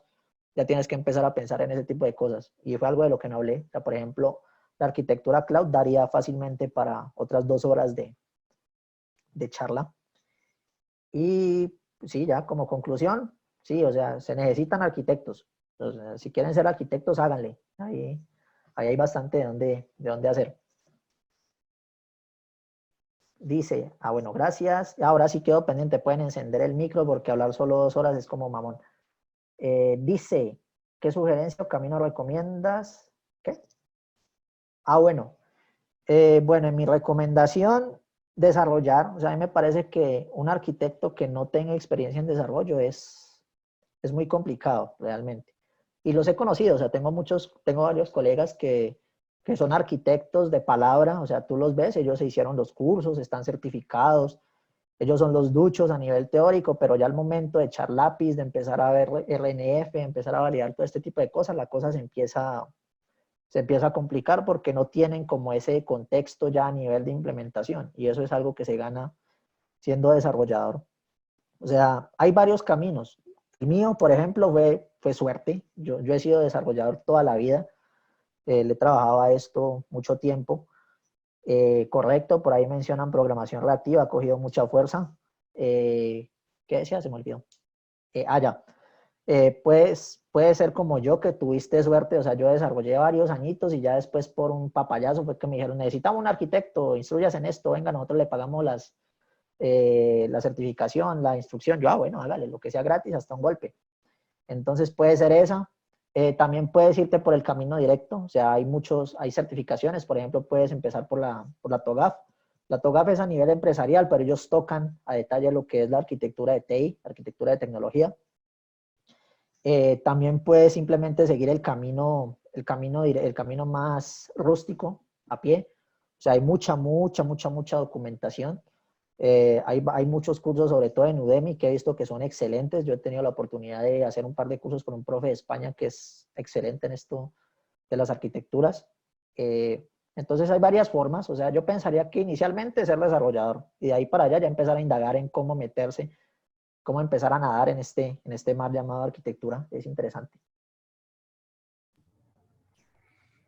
Muchísimas gracias, Carlos. Te agradecemos, la verdad, por la intervención. Yo tengo una inquietud y es, por Cuénteme, profe. ejemplo, en estos cursos de Proyecto 2, donde los estudiantes empiezan a hacer algunos de sus pequeños proyectos un poco más completos, un poco más complejos, con un mayor nivel de calidad. Eh, y mencionas, por ejemplo, esto del modelo C4, que también de alguna u otra forma pues mantiene prácticamente la esencia de los modelos en UML. La otra vez estábamos hablando de eso y ¿cuáles son esos diagramas que tú sugieres o esos modelos que tú sugieres que aquellos chicos que vayan de pronto a ir profundizando más en esto de convertirse arquitectos, de pronto le preste mayor atención? Listo, no, inicialmente UML. Yo sé que es mamón, yo sé que los diagramas UML son canzones al principio, pero yo creo que, bueno, ya a mi parecer, personalmente a mí me parece que los diagramas UML son el lenguaje en el que nos comunicamos nosotros. O sea, para mí es mucho más fácil ver una funcionalidad a nivel de diseño UML, a diseño de clases, que verlo charladito, o verlo en historias de usuario, o verlo en DOF. Esos, los COF y los DOF. Ajá, que yo quiera ver criterios de aceptación o criterios se me fue el otro, de diseño, si no me equivoco, bueno, whatever. Entonces yo pensaría que cuando nosotros hablamos de UML estamos empezando a hablar en un lenguaje común. Es como cuando ustedes escriben artículos científicos. ¿Qué les piden en inglés normalmente? Es un lenguaje que nosotros ya tenemos estructurado, estandarizado y es fácil de entender. O sea, ya cuando uno le mete la manito a esto se vuelve un poquito más manejable. Hay conceptos seguramente que son muy abstractos, como composición, agregación, asociación, que son como los más jodiditos por ahí, pero a uno le va cogiendo el ritmo. ¿Qué otros por ahí? Los de paquetes, esos son cruciales. O sea, cuando nosotros hablamos de arquitectura de software, hablamos a nivel de componentes y eso se traduce en paquetes. Cuéntame, Alejandro. Los de interacción también son muy importantes. O sea, a final de cuentas, cuando hablamos de C4, terminamos hablando de 4+1, ¿sí o no? Es un eufemismo, porque realmente los diagramas de secuencia, de interacción, de paquetes, de clases, los relacionales, probablemente cuando empieces a hablar de bases de datos, todos están presentes. O sea, no es como que yo diga, este es más importante que el otro, pero sí se deben tener todos en cuenta, porque, por ejemplo, a nivel de arquitectura, paquetes, ahí no hay de otra. O de despliegue, por ejemplo, cuando ya empiezas a hacer un poquito más, cuando ya empiezas a ahondar un poquito más en cómo se va a comportar la arquitectura, como lo que mencionaba el compañero, qué pasa si son microservicios. Entonces yo creo que de todo un poco, pero sobre todo UML, ese sí me parece crucial, porque muchos de los errores en desarrollo y en diseño se dan es por eso, porque no hay buenos modelos UML, o porque los desarrolladores no están lo suficientemente instruidos en ese tipo de cositas. Sí, o mucha carreta, profe. Todo está muy bien. Alejandro Méndez tiene una pregunta. Sí, por ahí lo vi, pero no. Bueno, Ah, bueno, tengo una pregunta. Qué pena, ¿no? Para no escribir porque es como largo. dale. Bueno, en un proyecto personal más o menos en este escenario, pues cuando uno quiere hacer un proyecto con programación orientada a objetos, ¿verdad? Ujú, Uno quiere mantener un bajo acoplamiento. Entonces correcto, uno empieza a crear como en el mundo abstracto lo que son clases, interfaces, y ujú, luego en el mundo más concreto las correspondientes implementaciones, ¿no? Entonces, correcto. ¿qué estrategia recomendaría cuando el proyecto está creciendo y digamos que el mundo de lo abstracto ya tenemos unas 40, 45 clases abstractas, entre clases abstractas e interfaces, como para organizarlo? Porque, por ejemplo, uno va a implementar o a derivar de una clase abstracta, a extender, mejor dicho, y uno va a ver y tiene que ir a buscar entre ese poco de archivos y se vuelve un poco como engorroso cómo estructurar, organizar el proyecto como para que sea un poco más amigable, digamos así, a la hora de ir a buscar más o menos los métodos que uno tiene que sobreescribir o este tipo de cosas. Gracias. Correcto. Bueno, ahí, o sea, la fácil es irse por las buenas prácticas, obviamente, ¿sí o no?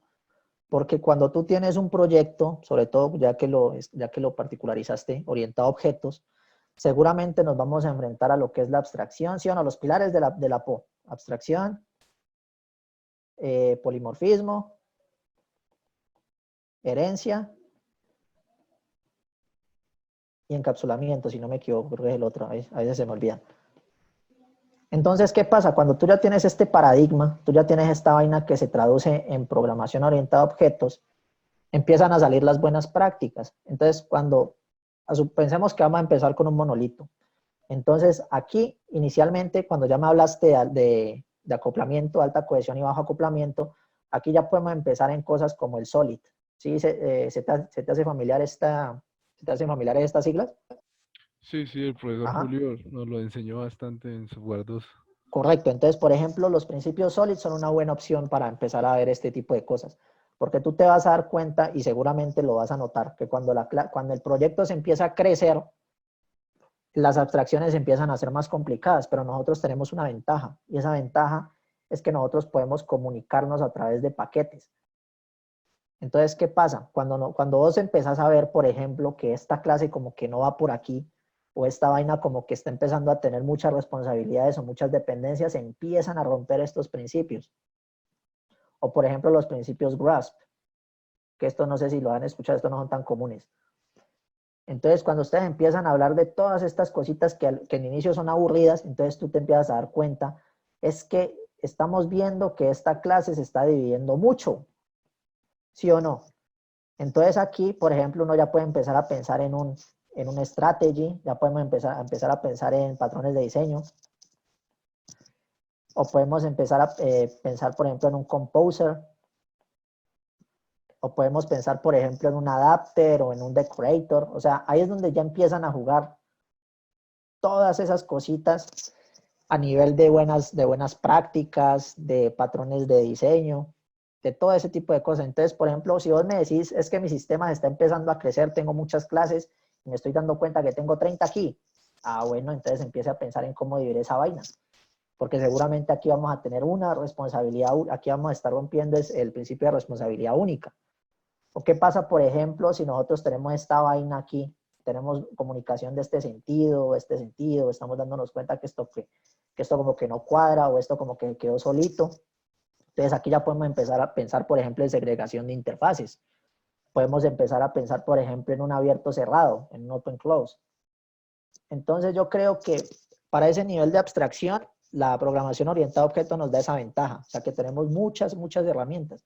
Entonces, por ejemplo, yo te diría, o sea, yo como desarrollador te diría, hermano, empiece a aprender esto y aplicarlo. O hermano, vea, aquí tiene un conjunto de 20 y tantos patrones, si no me equivoco, empiece a ver cómo empiezan a machar con lo que usted está haciendo. Porque normalmente los problemas en los que nos vamos a enfrentar van a ser de dependencias, de comunicación, de responsabilidad. Uy, mi letra es horrible. Responsabilidad,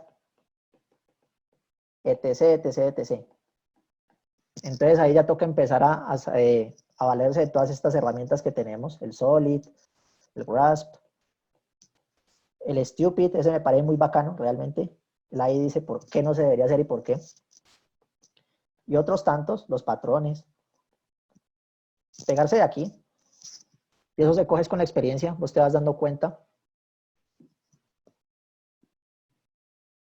Sí, o hablé solo, a ver. Sí, sí lo entendí, sino que la cosa es que, claro, es que es un precio, digamos, un poco alto el que se paga cuando uno logra estar desacoplado. Uno dice, uy, sí, muy bonito, el código no se acopla, o siempre que vemos tiene como de elementos abstractos, o sea, es fácil de cambiar.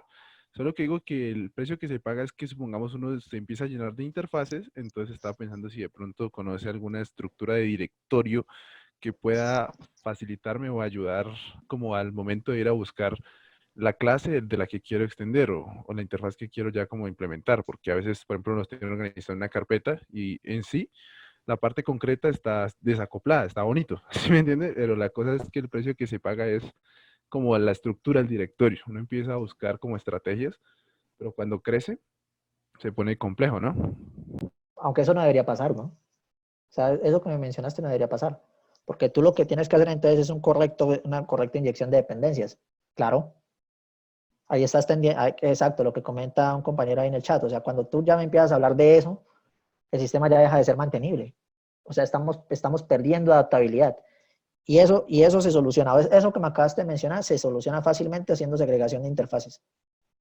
Segregación de interfaces simple y llanamente. Porque cuando la cosa se empieza a complicar, o sea, esa misma. Entonces, cuando la cosa se empieza a complicar y me empiezas a hablar de estructuras de directorios, es porque el sistema puede ser que tenga un bajo acoplamiento, pero puede ser que el nivel de abstracción no sea correcto. O sea, ahí juegan varios factores realmente, pero yo te diría, si te está pasando eso es porque las interfaces no están lo suficientemente segregadas. Necesitas tener ese nivel de granularidad. Y eso se logra normalmente con una strategy.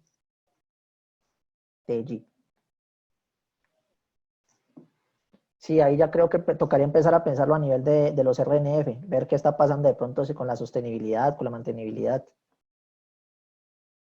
Listo, muchas gracias. Dale. Sí, no sé qué más por ahí. Dudas, insultos también acepto. No, esto no me sirvió para nada.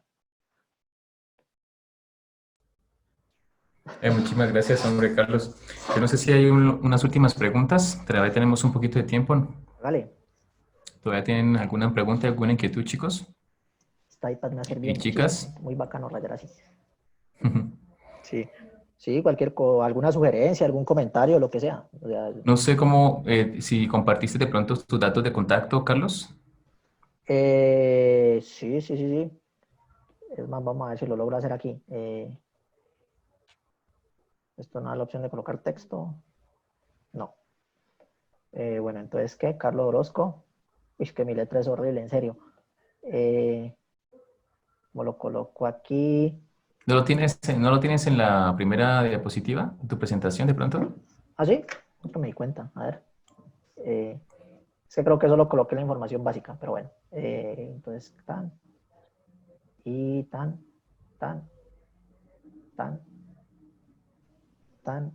y ahora sí compartir. Aquí está. Vámonos al inicio a ver si es cierto.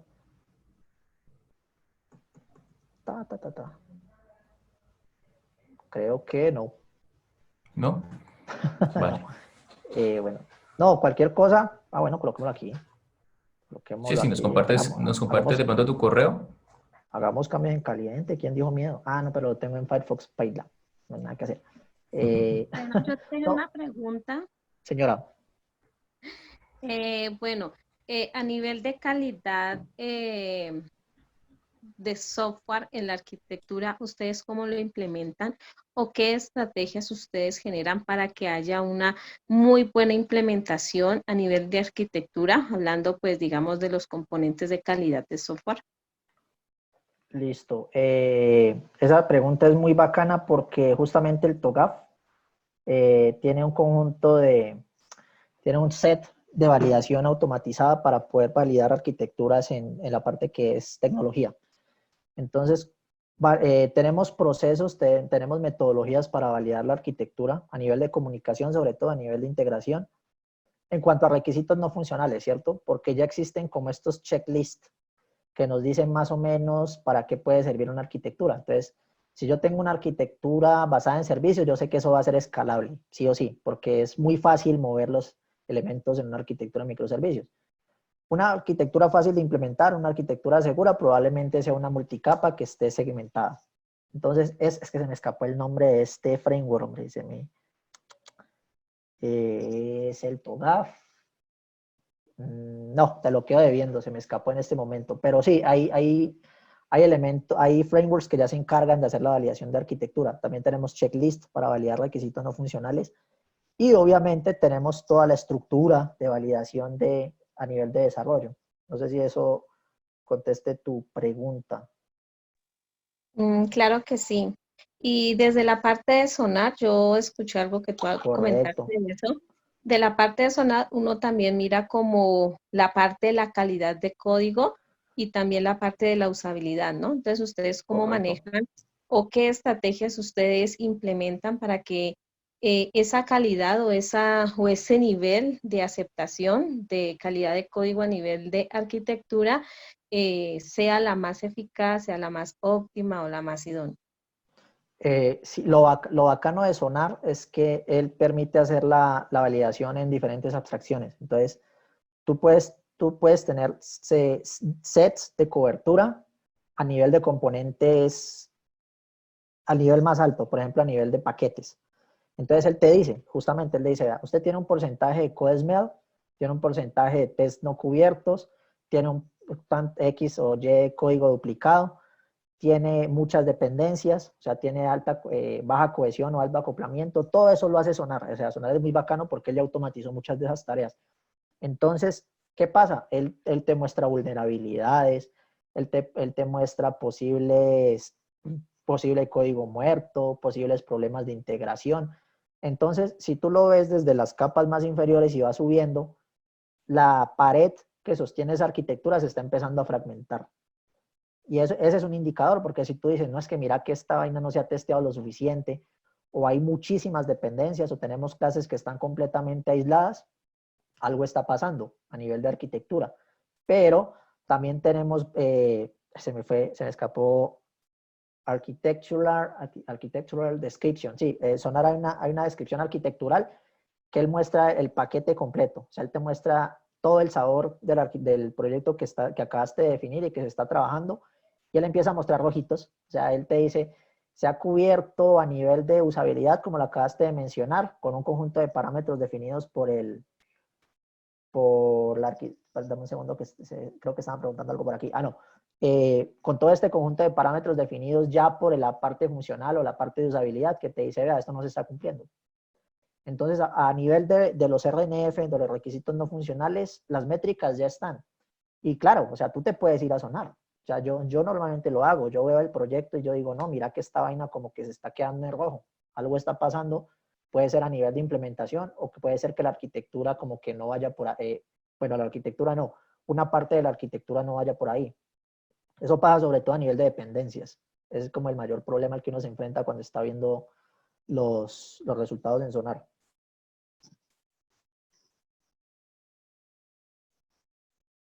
Sí. Listo, perfecto, gracias. Dame un segundo, creo que leí algo por ahí. ¿Cuáles de los qué? ¿Cuáles de los 7 atributos de...? Esa pregunta es capciosa y es muy complicada de responder, la verdad. O sea, porque normalmente tú deberías irte por todos. O sea, esa es la respuesta fácil. O sea, tú deberías apuntar a la simplicidad. O sea, tu sistema debería ser consistente, debería ser completo, tu sistema debería ser robusto, ¿sí o no? Debería ser flexible. Y eso que solamente estamos hablando de los atributos base, entre comillas, porque lo que yo decía, o sea, si uno se entra, por ejemplo, en la Wikipedia o la documentación oficial, son casi 80. Entonces, o sea, eso depende realmente, y es crucial del proyecto. O sea, ahí no hay nada más que hacer. Por ejemplo, ¿qué pasa si mi sistema es bancario? Yo lo que necesito es que esa vaina responda de una. O yo necesito estándares de seguridad muy, muy, muy altos. O sea, todo eso depende de la aplicación, porque yo puedo tener un formulario chiquito, puedo tener una ferretería, puedo tener un inventario que probablemente no necesite cumplir con estos atributos a cabalidad. Así como también tenemos atributos que no machan entre sí. O sea, yo puedo tener sistemas muy, muy, muy seguros, pero eso va a comprometer el rendimiento. Y pasa. O sea, hay una aplicación en la que yo estoy trabajando ahorita, a la que le metieron muchísimo la mano a la usabilidad. O sea, le trabajaron mucho al front. Tenemos sistemas que son muy flexibles, adaptables, pero los tiempos de respuesta no nos dan. O sea, tenemos tiempos de respuesta mayores a 2 segundos, y eso es una cosa terrible. O sea, no debería pasar. Entonces eso, o sea, idealmente apuntar a todos, pero en la práctica, en la realidad, tú tienes que apuntar a los que necesitas. Sí.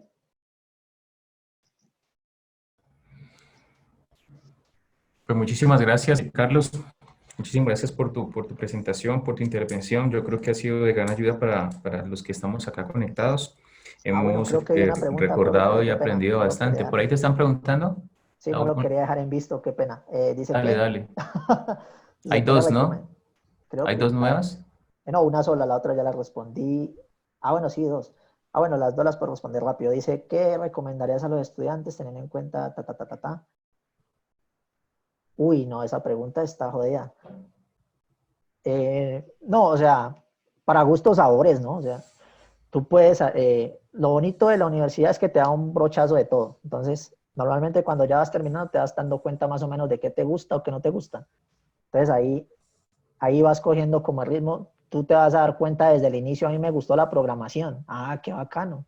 Ahí me pasó. O sea, yo entré, me gustó desarrollar y me fui por esa línea, no tuve que pensarlo.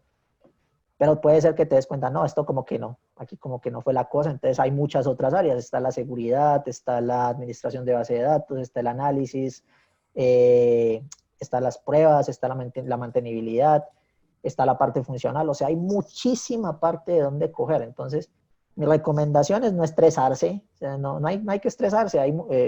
Lo bonito de esto es que estamos en déficit, necesitan gente en esta área, y más ahorita que estamos trabajando solo 2 horas por petición del gobierno, entonces no le veo problema. ¿Y qué me diría a mí mismo? Uy, yo no sé. Hermano, usted está quedando viejo. No, mentira, no. Yo qué me diría a mí mismo, está bien, o sea, le apuntaste a lo que era. De pronto estudiar un poquito más. Yo en algunos semestres estuve vago, pero de resto no, la carrera es muy bacana en general. Y la otra dice, ¿qué tan compleja puede ser la arquitectura? Mucho. O sea, esa arquitectura se puede convertir en un infierno. Y eso ya depende mucho del arquitecto realmente. Ahí sí la respuesta sencilla es que sí puede ser muy, muy, muy compleja.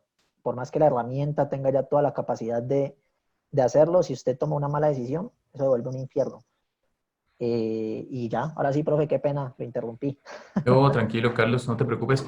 Te agradecemos muchísimo por la charla. Te invitamos A ustedes. nuevamente quizá a una charla más específica, de pronto de algo que consideres importante compartirnos y comentarnos, no sé, a nivel de actualidad.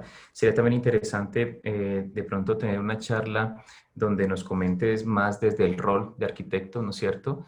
Quizás esas habilidades que se requieren para poder trabajar quizá con una célula de desarrollo o qué pasaría cuando estás trabajando con múltiples células donde tienes que coordinarte muchísimo, cuáles serían esas habilidades. Las técnicas ya yo creo que nos quedaron bastante claras en la charla de hoy, pero ¿qué pasaría con esas habilidades blandas, no? Ahora que el trabajo es on Correcto. office, ahora que ya estás de pronto pensando en ingresar a una organización, una multinacional que tenga células distribuidas geográficamente por diferentes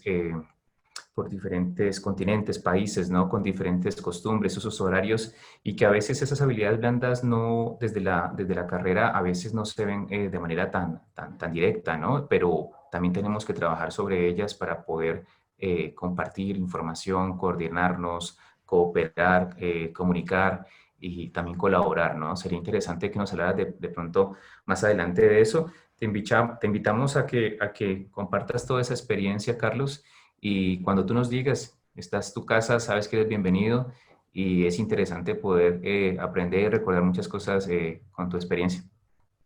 Correcto, no, sí, profe, muchísimas gracias a ustedes y quedo dispuesto a cualquier espacio que requieran. Esto es muy bacano. Excelente. Desde el semillero Iron Software Engineering eres bienvenido cuando quieras, ¿vale? Ah, listo, profe, ahí estamos cuadrando. Un abrazo, Carlos. Muchísimas gracias y gracias para todos los asistentes. Listo, profe. Sí, muchísimas gracias a todos, pues, por su asistencia, por haberme aguantado estas 2 horas. Uy, no, ustedes son les gusta la mala vida. Sí, pues, muchísimas gracias a ustedes por su asistencia y cualquier cosa me están comentando. Yo ahí les estoy compartiendo el video cortesía de Darly. Sí, sí, sí, Dali se va a encargar, no te preocupes, de compartir tanto el video como las presentaciones y nos dejas acceder a ellas para Correcto. que los chicos y los que han estado conectados y de pronto en el futuro los que vayan a ver el video puedan descargarlas, ¿vale? Listo, profe. Agrégales tu información para que puedan tener de pronto un acceso más directo contigo. Listo, profe, hágale. Estamos en Listo, un contacto entonces. abrazo, muchas gracias, saludos a Listo, a todos. ustedes. Muchísimas gracias a todos ustedes. Vale, chao, chao. Chao, chao. Y listo. Espera que ya me quedó grande cerrar esto. Ah, ya. Déjate tan. Y finalizar. ¿Dónde dice finalizar? Aquí. Ay, no, la embarré. Ah, no, aquí está, detener.